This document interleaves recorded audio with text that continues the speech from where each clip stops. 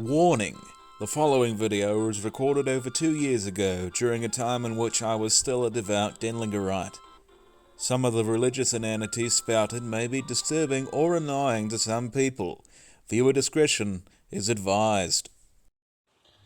Hello, it's me again, doing one of these, spoken audio word videos over a picture. I'm not sure really what you want to call these, podcasts, whatever. I seem to like doing these much more than the regular types of videos where you're on camera. I'm actually not wearing a shirt right now, so I can do stuff like that when I'm doing these types of videos, so it's much more liberating and free in that respect. But anyway, so I figure in this one, I'm going to be showering here in about a half an hour. I do have a little bit of time. I may as well, I guess I'll tell all of you that this is really for me as sort of a personal record, so that I might not forget this, but I thought I may as well tell the basis for a novel that I intend to write sometime in the future, for which I've done some research, but for some reason, well, actually mainly because of the obstinance of the matriarch of the said family, that research had to be halted. So I figure I may as well tell you the nature of this project. I have some notes here, and I may go off of these notes. I may not refer to them quite as much, but I don't know. They're like a sort of a reference. But anyway, the title of this work that I intend to write would be called Nurse of Frenzy, or The Nurse of Frenzy. I'm not quite sure which one I want yet. I kind of like The Nurse of Frenzy instead of Nurse of Frenzy, I don't know. But if you don't know, that comes out of Shakespeare's Taming of the Shrew. There's a passage in there that goes, "Seeing too much sadness hath congealed your blood, and melancholy is the nurse of frenzy." Now, that passage was particularly striking to me because I thought that it perfectly encapsulated the scenario about which I wanted to write. Now, this scenario in particular has to do with the misfortune of a certain branch of my family who have actually been through quite a bit of travail within the past, 10 years. And I will get into that right now. So, basically, the reason why I found, this fascinating was because, well, I've known these people for practically all my life. They're my cousins, if you want to know.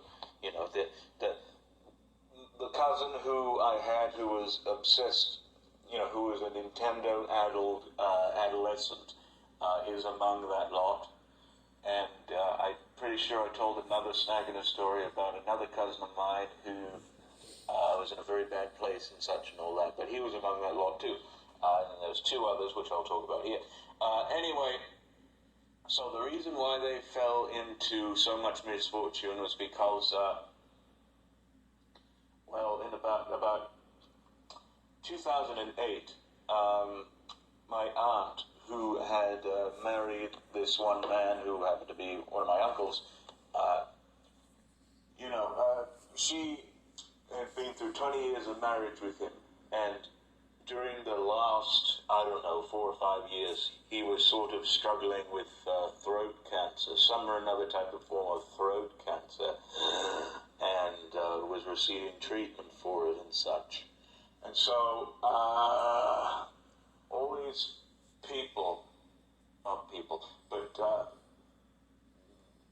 basically him and his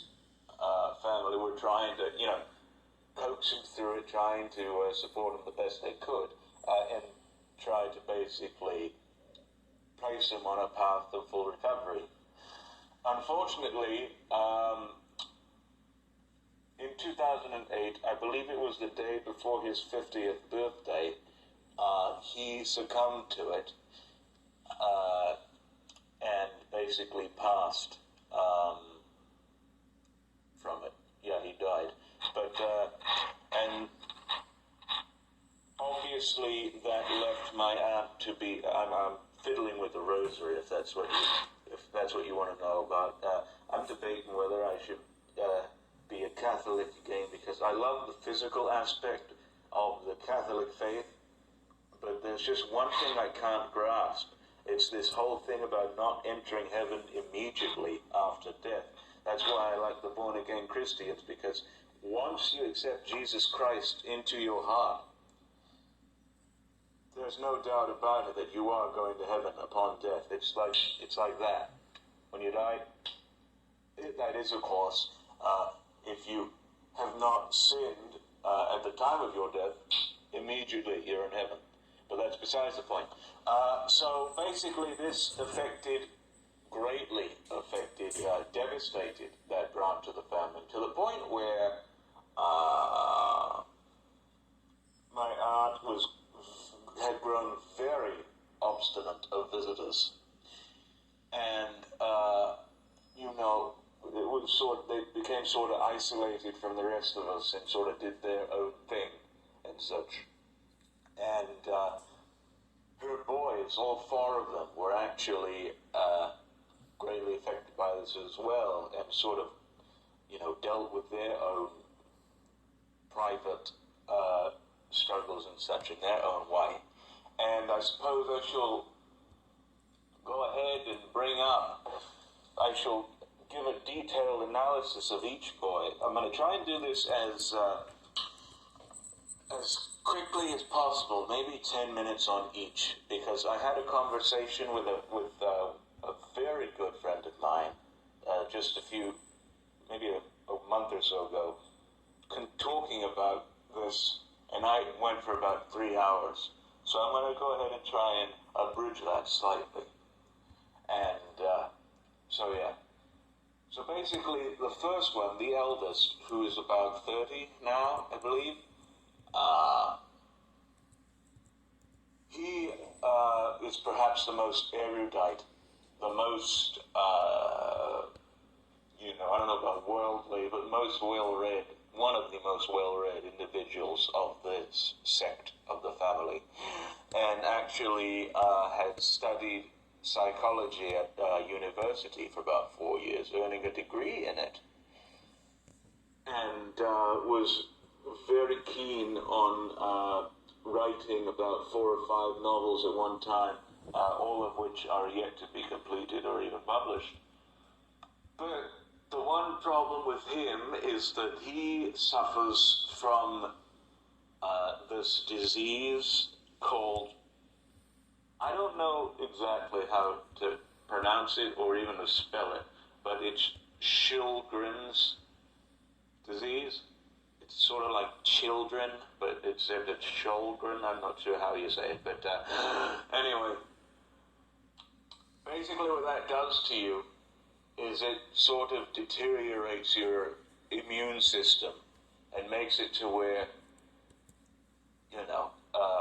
you're fatigued most of the day and even nauseated for parts of it. And you can only eat like 1 meal a day, else it'll come back up on you and such and all that. And this cousin of mine, he sleeps for about maybe 12 hours out of the day. All of them, actually, they are nocturnal creatures. They stay up all night, doing their own thing, playing video games, doing whatever, just living in sin, and they don't turn in until about maybe 5 or 6 in the morning. It's a very unusual existence. But anyway, so basically he cannot practice as a psychologist because of his disease and such. He doesn't even drive, and I'll get into why that is. Apparently, I don't know if this is a side effect of the disease or whatever, or whether this is a different thing entirely, but since he was in high school, I'm not too sure about that really, but since then he sort of had these very bizarre hallucinations, and I can name a couple of them here. I know his very first one, he saw from his window in the distance a a monolithic spire that reached up, thousands of feet up into the sky and such on the horizon. And towards it there was flapping a sort of, let's just say a being with membranous wings and quills upon its back, sort of like a night gaunt type of a creature from H.P. Lovecraft's poem, if you've ever read that. And he saw that, and a couple other things he saw. He sees plenty of stuff. He saw, I think, when he was walking home from somewhere or other, he heard a growl and perceived it to be some other type of dog or coyote or something like that. But he saw basically what looked to be a wolf with porcupine quills on its back. So it's the same quill motif as in the night gaunt and such. And actually, I think he tried to fight with it or run with it or something or other, and was very terrified by this. Another thing he saw was, wallpaper kind of distorting and all that in his dormitory at college. And then other things such as, a sloth with arms that were alike unto a slinky, if that means anything to you. And various other things. And and also he saw, I guess, like these people that their skin was made of black mosaic, and they sort of worshipped this cult underground and such and all that. And it was very bizarre. And he told my aunt that he saw these, but evidently she had said, had refused to disclose it to anybody because she thought that once that stuff is known by professionals, he would be deemed schizophrenic and therefore be put away. In fact, that whole family, I want to say, it's ridiculous. They are all very paranoid individuals. I pray for them constantly, every single night, that the Lord will, perhaps, that the boys will come to the Lord through His Word, and that they may become their best selves, and that they may be cleansed of the evil that continues to pollute the family. I'll get into that later, but anyway. So he sees all this stuff, and is constantly tired and nauseous all the time, and so therefore really cannot do anything. It's a very miserable lot to lead in life. So that was the eldest cousin. Second eldest cousin was born about 15 months after him, and this is the one cousin whom I actually got on with tremendously. He basically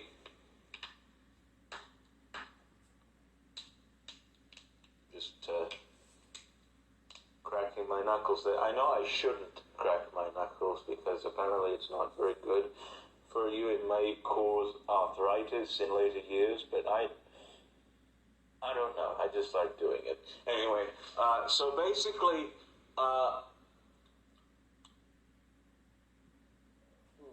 back in, I suppose, after high school or something like that, he sort of took an interest in music, and such, and wanted to pursue that for a year, and actually was involved with various, minor musical groups and such, and played in bands and all that, and drank 10 pounds of beer in one night, one time, all kinds of carousing and just various stuff that was concurrent among those types of people. He would do that.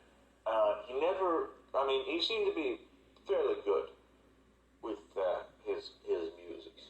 He would practice the guitar and such and all that. Even when I knew him, he would just always play his guitar. And he never had any studio time because he always assumed that, they're very crooked people and they want your money, which may very well be true, I'm not too sure, because apparently that artist who wrote that inane song that I cannot stand, Let the Music Play, such a fucking horrible song. If you call that funk, you're out of fellowship with the Lord. I'm joking. But if you call that funk, you obviously are a very uncultured, callow individual, and you need to listen to some group like Funkadelic, or Sly and the Family Stone, or the Meters, or anybody like that, and then come and talk to me. And Funky Town, by what the hell is that name of that group, Icon Inc., or whatever it is, that is not funk either. That is just horrid. It's not funk. It's basically just electronical noise with no rhythm to it whatsoever. And for people to think that this is funk is just horrible.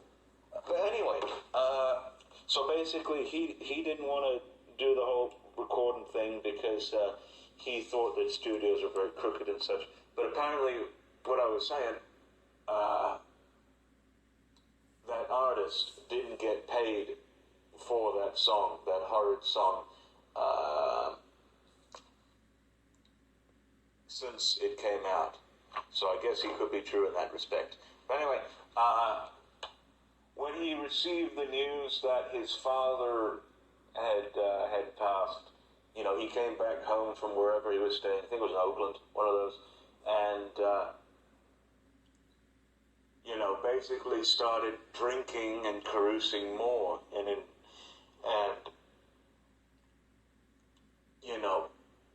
basically was sort of secretly depressed and such and all that. He would basically go to his chamber and sit there for hours on end, and would just sit there and brood about his state of existence. Because after that, he noticed that this music thing wasn't working out for him, and that everything that he amounts to is going to, or everything he tries to do amounts to failure. That was his thinking.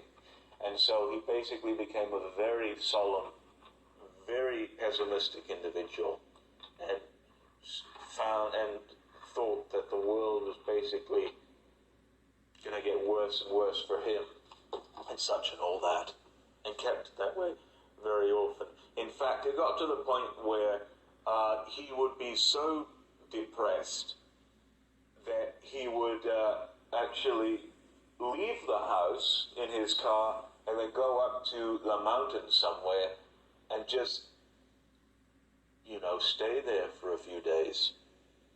And my aunt didn't know that this happened until somebody or other who was trekking up there in the mountains had stopped by her house and got his pocketbook, his wallet, and said, "Do you know this man? Is he your son?" Because apparently my cousin was drinking or was getting some water to drink from a river, and it basically dropped. It dropped out of his pocket from there, and he lost it. And then my aunt says, "Yes, we know him." And then so basically she went up to the mountains there and, looked all over the place, couldn't find him.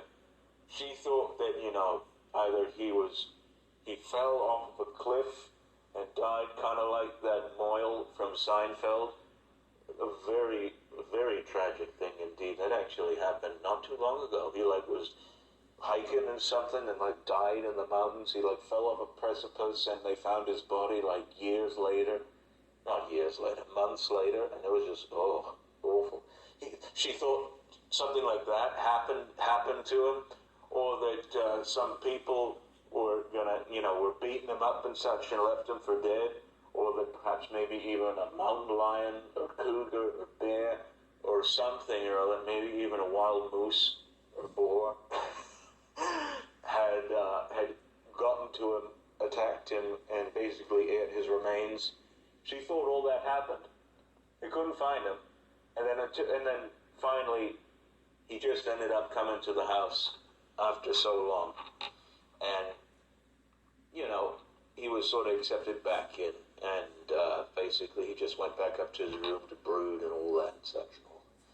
And he would continue to do this up until about 2015, when I suggested that we have all of the boys down at my house, at my parents' house, for the weekend or the week or something like that.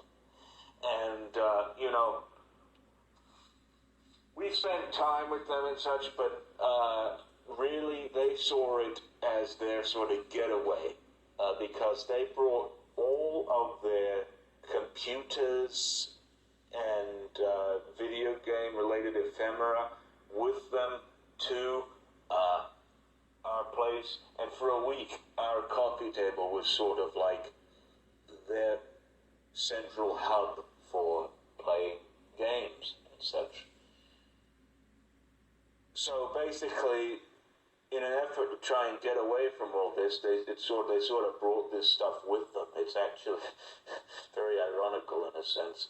I remember that was the trait that I very much liked in Somerset Maugham. I wish that with reading these stories again, I hope that I come upon another instance of that. I know I've been reading Conan Doyle's early stories. This collection here, you can't see it, but this collection here, The Unknown Conan Doyle, Uncollected Stories by Arthur Conan Doyle. I read his very first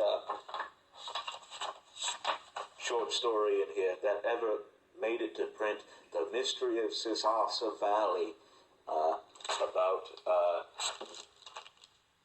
these two Britishers in South Africa would go down there to make their fortune, and they hear this story about a spirit, an evil spirit, haunting this valley and such, and they go down and investigate it. Such a wonderful, ironical piece that is, and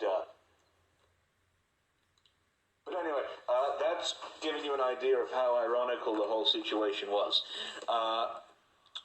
and that kind of brought him out of his shell just a wee bit. But what really did it was when my mother, being the sort of inquisitive lady that she is, had basically inquired to him whether he would want to work at her shop or not. Because he worked, when he was up and open, he worked he worked in what's it called? In warehouses and such like that, and did very hard labor and such. She thought that this would sort of be like a refreshing thing for him, and he accepted the offer in about 2016. I just dropped the microphone, and for actually a couple of years, maybe 3 or 4 years. 2 or 3 years, I don't know, he stayed on with this shop and would actually Tuesday, Wednesday, and Thursday, he would work the shop, and he would spend the night over at our house, and in the evenings, him and I would have the most captivating conversations that you could possibly imagine. We talked about everything. We talked about literature, we talked about history, we talked about current events, we talked about various other things. We just talked ceaselessly, and Mother thought that this was very good for us. And basically, she thought that I was sort of bringing him out of it just a bit, and this was a very fine thing.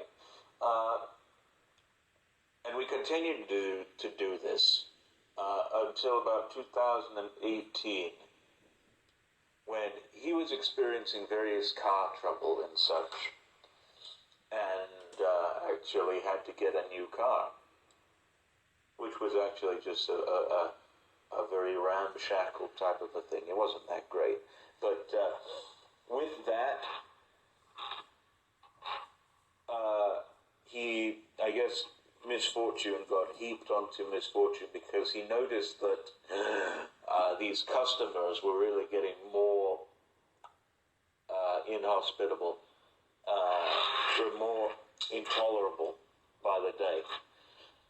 And so we sort of had second thoughts about the shop. But then at this time too, I was thinking about going to this college up in Seattle, wherein I studied the repair of watches.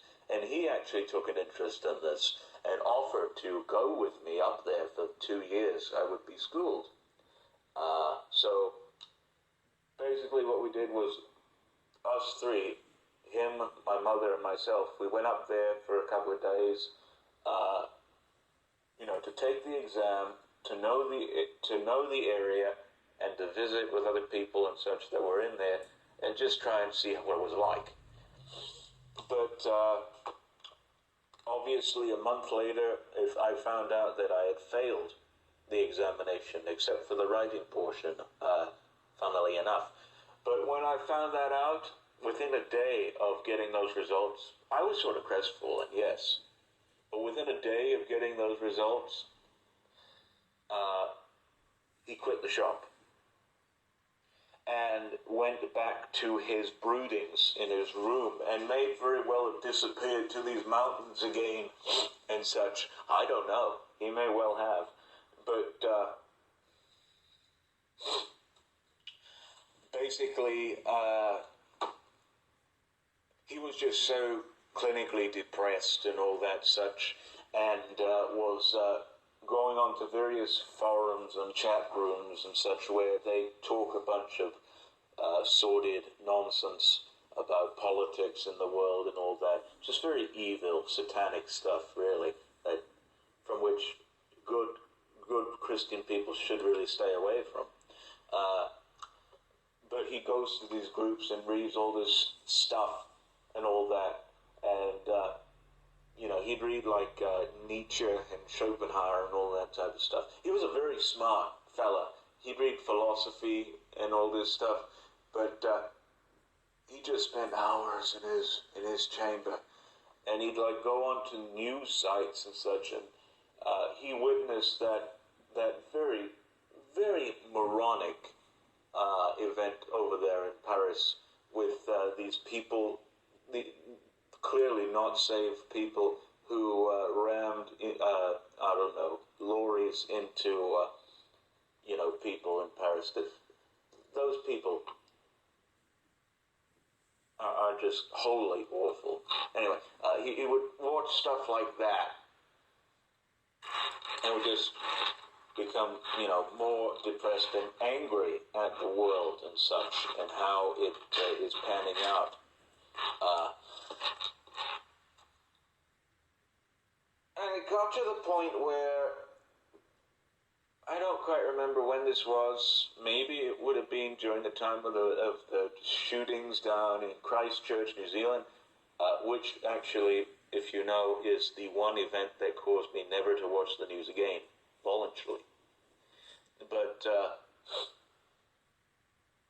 all this depression and anger, which was sort of, being stored away in him, he was sort of like a bottle of fizzy drink. He just kept getting shook up and such and all that, and shook up and shook up and shook up, but you never took the top off.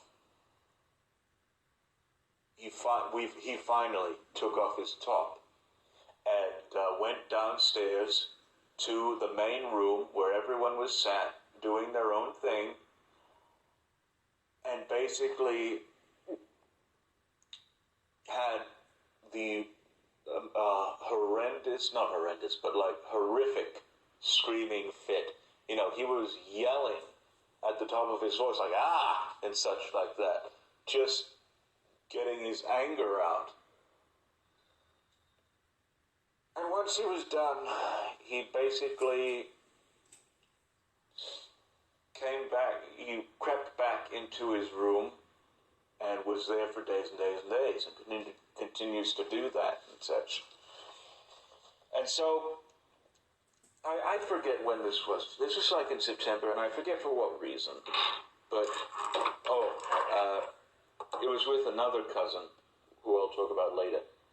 They were trying to get benefits for him or other. But this one cousin, the angry one, I proposed that he come down and, still fiddling with his rosary, and, we have a man-to-man and such. And I actually, we would be the only ones at the house. And I actually, we talked a bit. He was very unkempt in his beard and all that, looking very, I don't want to say homely, but very, well, like he hasn't seen the sun in a few years.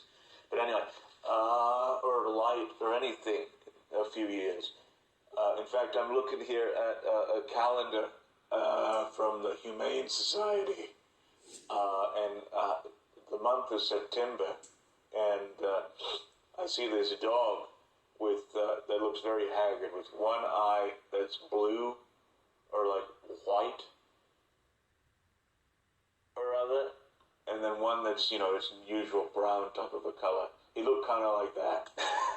But I let him listen to the Moldau by Smetana, all 12 minutes of it, and he thought that piece of music was brilliant. And he actually let me listen to his music and such and all that, and I let him listen to some of my music. He was not so keen on Parliament Funkadelic, which is all right,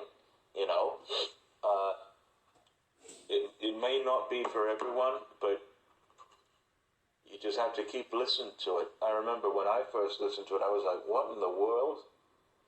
But obviously you know how I am now, so you just have to keep with it.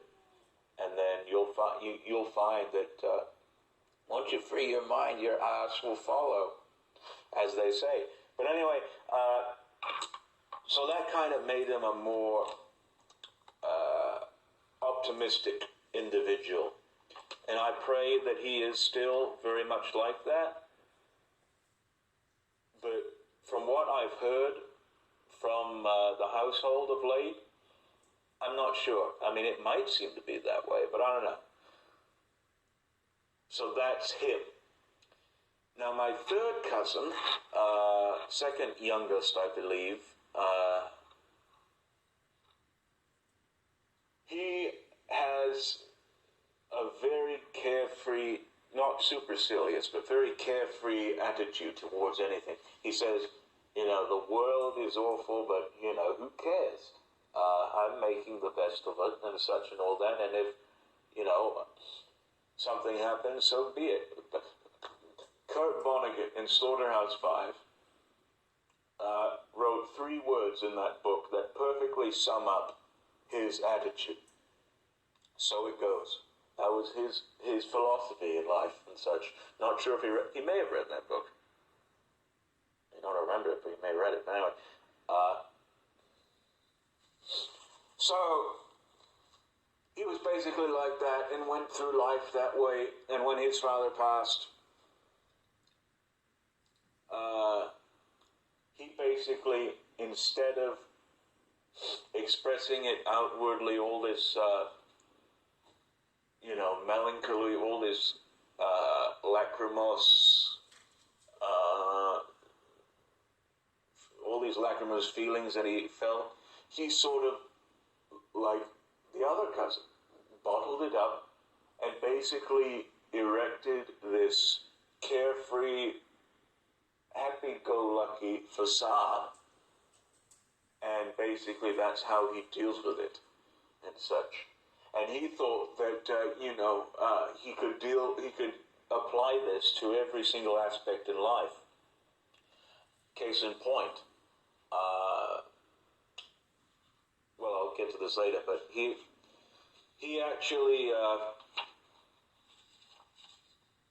of these cousins of mine, he seems to be the most experienced, the most worldly in mind. He's actually been to Europe, to Italy, to France, I think maybe even to Spain, to Great Britain, all those places. So is my eldest one too. But and then he's also been the biggest cake eater of the family, which means he's had the most swains and paramours and all that, and he's also very much into music as well, and he actually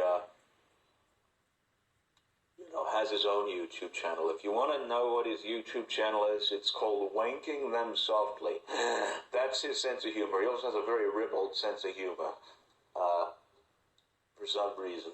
That may have rubbed off onto the others, and that may have actually germinated from this whole thing with his father passing. Anyway, so, and also he's had the most odd jobs out of anyone. He's actually worked and has lived out of the house. I know the other one lived out of the house, but he's actually lived there the longest and such and all that, and is basically the most experienced of all these people. But apparently this, like I said, carefree lifestyle comes with some dire consequences, because he was living, I'm not going to say where he was living, but he was living somewhere with a roommate whom he perceived to be a very amenable fellow, but who actually was a very wily type of a fella. And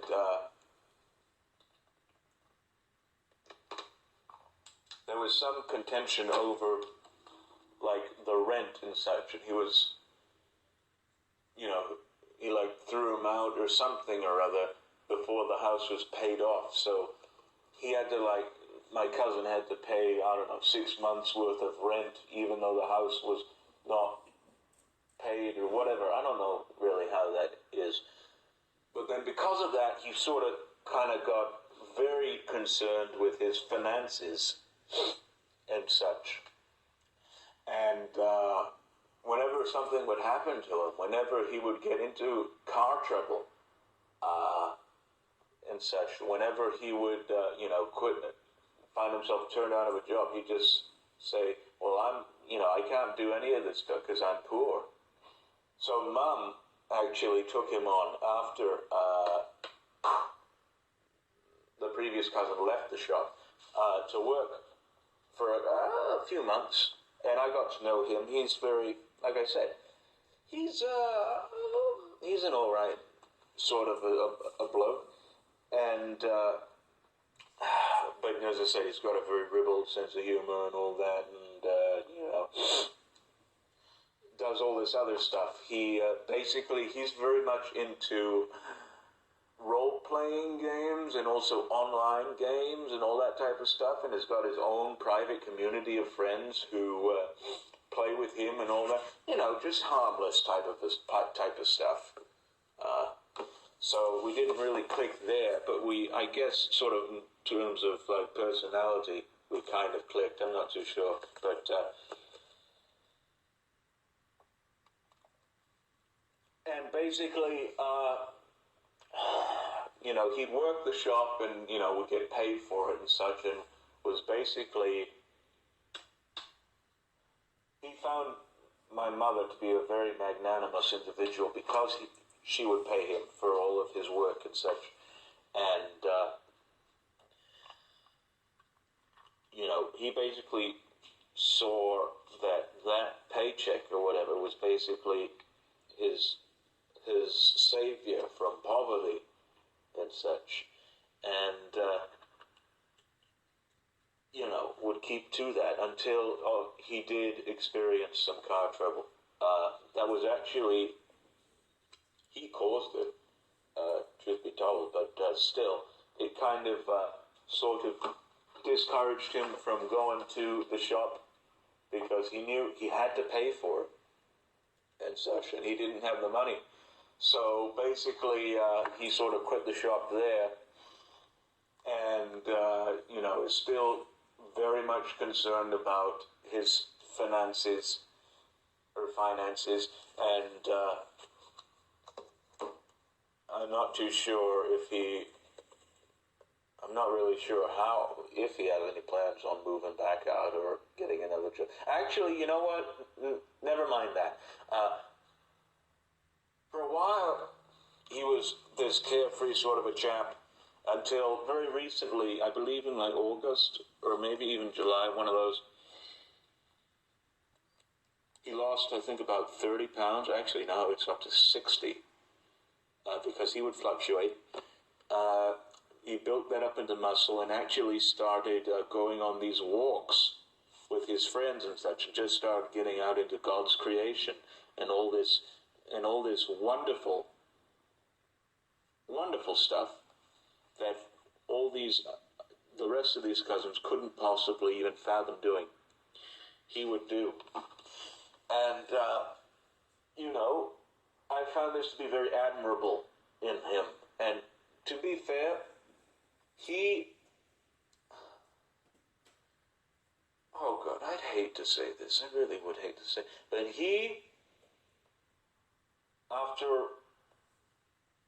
after all is said and done, he may well be the one that I get on with the best. Because he's turned his life around so many times. In my opinion, you can turn your life around as many times as... You can turn your life around every day of your life, pretty much. For as long as you live, you can turn your life around. But he basically escaped from his misfortune and may very well go back and do what he was doing and such. So we'll see what happens there. And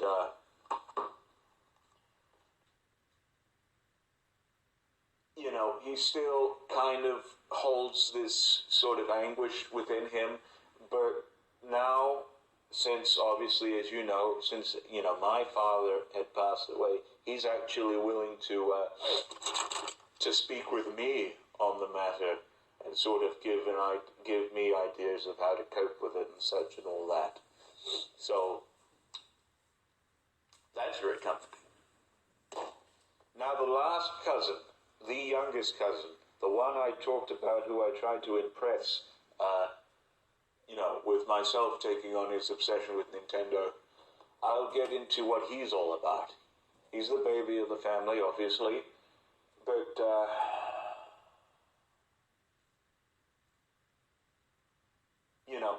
basically, he would do all these games and such and everything, in his childhood and all that, and basically has this very childlike type of attitude and such. And I think even he was diagnosed with some or another form of autism, but except it's not called that. I don't quite remember what it's called. It's called N something, I don't know. But basically, he was real young.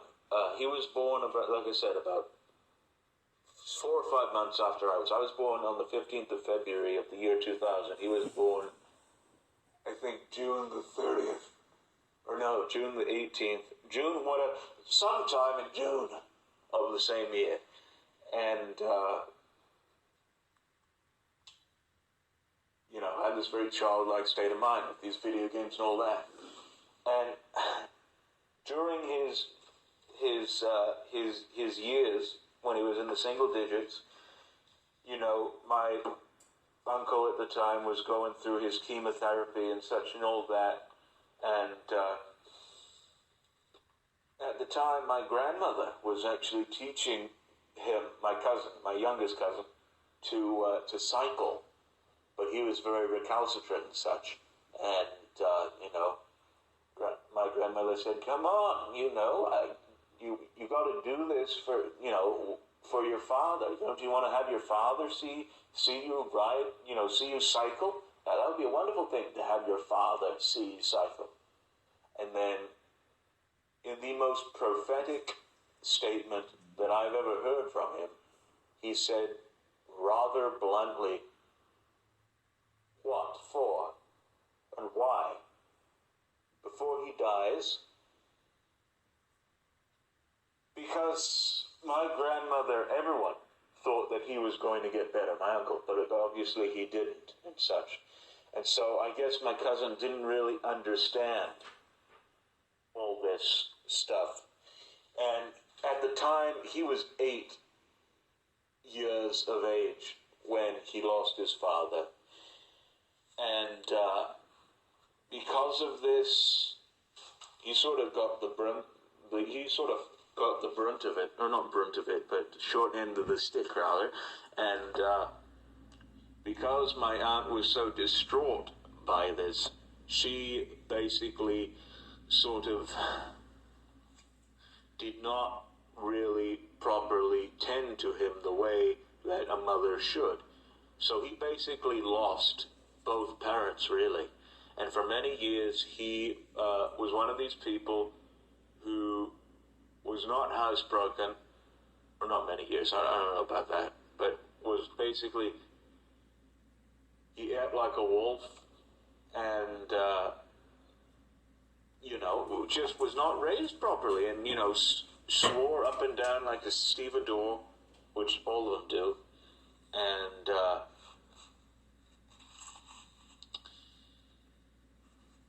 basically, like I said, he didn't understand any of this, and I think that is the reason why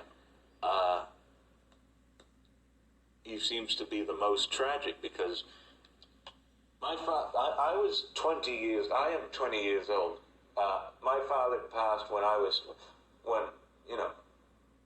and I felt it, believe you me, I felt it.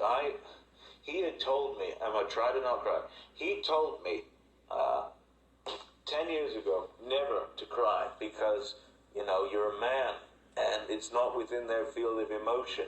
You have to have a sound fortitude about you, and therefore you don't cry.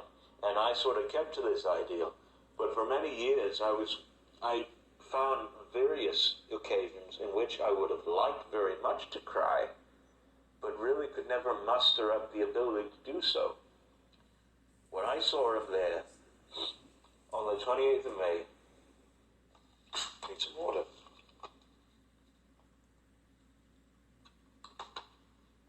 On that hospital bed, hooked up to that ventilator, they were going to take it off of him and such.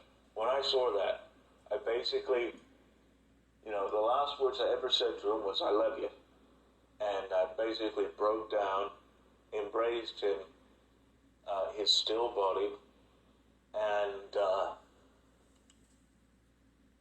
I lost it. I was weeping like you wouldn't believe. I was weeping like mad. It was awful. It really was. So you get the idea. He was not old enough to grasp the idea of it, and so therefore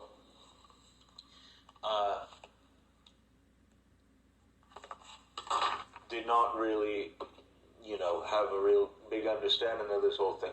And actually, when he was, I think, 10 or 11, one of those, he was going to an IEP meeting or of sorts. He was called in, and he walked in and such, very not depressed, but very disturbed and all that, because I suppose he saw these people, these students, looking at him the way he was walking, very humped-backed and such and all that, and he basically said to everyone there, my mother was present as well, "So everybody knows my father died."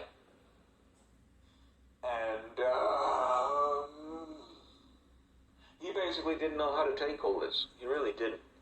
And I don't think he does to this day know how to register this horrible tragedy that occurred in his life.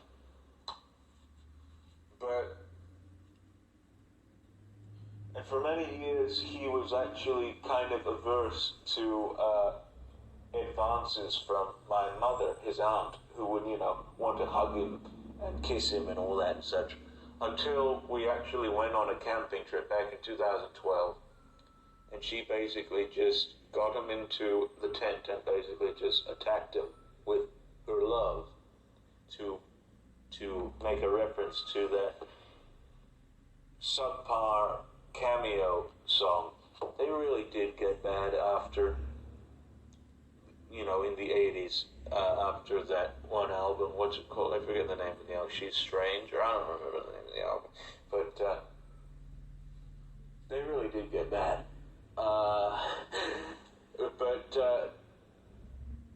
And so he basically warmed up to that, and, sort of was trying to sort of fit back into society. And he never really had any friends. I know I don't really have any friends, but he never had any, probably because of this. And actually, recently, he did start reconnecting with certain people, and actually spent the night at somebody's house, which is very comforting as well. And so that's good. But also, he just never really understood all this stuff about his father passing until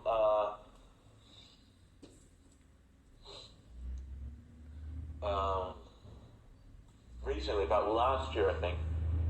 We took him on another camping trip. We actually took him and my second eldest cousin there, the one who had the screaming fist. We took him camping.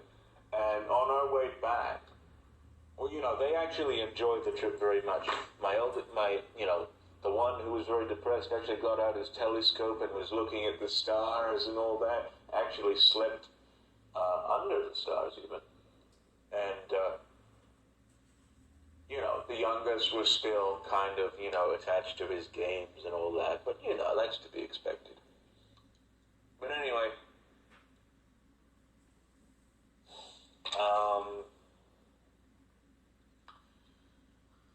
on the way back, we were driving to his place. We drove past the cemetery where his father, my grandfather, and where my grandmother will be buried. And basically, he looks out at this green pasture and very sincerely, very affectionately says, "Hello, Father." And that just really did get to me. It really did. Because it made him realize, or it made me realize that he did know this stuff, and really, he was at peace or something now. He seemed to be, there was this glimmer of hope in basically the whole of the family, and him as well, that perhaps they would all, get better, and perhaps become less obstinate and all this. And that may be actually where I end the book. I'm not too sure. We'll see. But anyway, I'm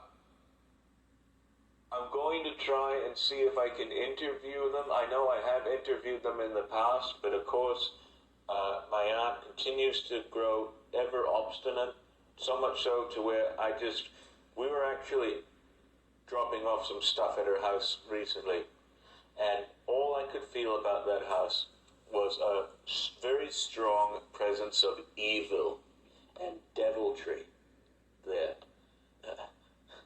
I tell you.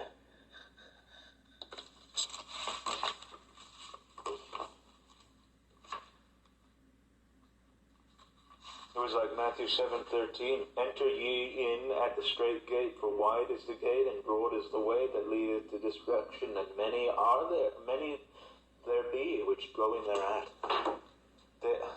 It was just horrid, the feeling I felt there. But from what I have gathered heard they seem to be, especially the aunt, seems to be growing less obstinate of not visitors, but more open to the idea of having some within the next, I don't know how long, who knows. But anyway, I just figured I may as well share this story. This is all very tragic. Believe you me, it is a very tragic thing to lose a parent and to actually deal with it on your own. But I thought, from a story perspective, it was absolutely fascinating and would make some of the best, exploration into this thing whatsoever. And one more thing I forgot to mention is that these cousins of mine, they are rabid atheists, just like myself. Up until my father passed, they are just the most unbelieving people. They may even be agnostic. I don't even know what they are, but they have no God. They have no idea of God whatsoever. They don't know Jesus Christ, but I gifted them a Bible a little while ago. Hopefully they will come unto his word. But basically what they thought, and I dropped the microphone again, this is coming up to an hour. I need to wrap this up. But what they thought was basically they didn't care whether they would die or do anything. So they would do all this stuff, live this carefree lifestyle, drive at top speed, chase, wild animals down hills and such, and would do all this other dangerous byplay that they thought wherever their father ended up, whether it be in heaven or in hell or some or another type of unknowable dimension, wherever their father ended up, they would go as well. And I was talking to my very good friend, my family friend. She told me that I ought to focus on the spiritual element of things. I have no religion, and she thought, that sort of battle and, all this stuff would be very, very interesting to write about.